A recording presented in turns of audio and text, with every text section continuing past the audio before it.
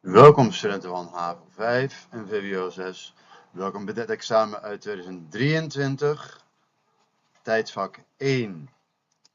E pergunta. Tussen 1870 en 1914 zorgden de diverse spanningen tussen de grote Europese landen voor een groot wantrouwen. Botamira wantrouwen significa gran desconfianza. En een gevoel van haat, sentimento di odio, tussen deze landen. Enkele redenen voor deze vijandschap zijn: afloop van de oorlog van 1871, de bouw van de Duitse oorlogsvloot en de steun aan de Slavische volkeren. Ja, dus algo motivo para hostilidad aquita. Enkele redenen voor deze vijandschap zijn degene die je daar ziet. Pregunta 16. Schrijf op je uitwerkbijlage achter elke reden om welke twee landen het gaat. Nou, hier zie je dus een tabel.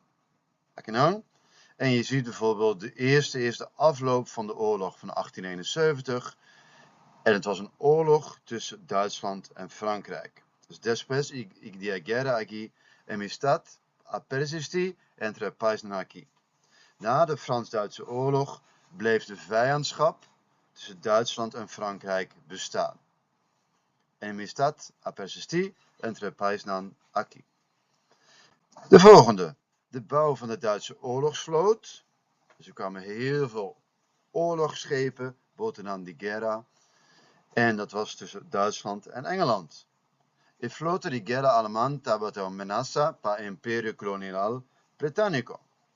De Duitse oorlogsvloot vormde een bedreiging voor de Britse oorlogsvloot.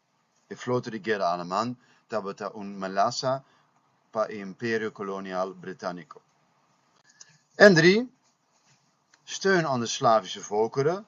Russia a sostener il pueblo romano slavo die i pavo i Austria-Hongria. Dus Rusland steunde de Slavische volkeren binnen en buiten Oostenrijk-Hongarije.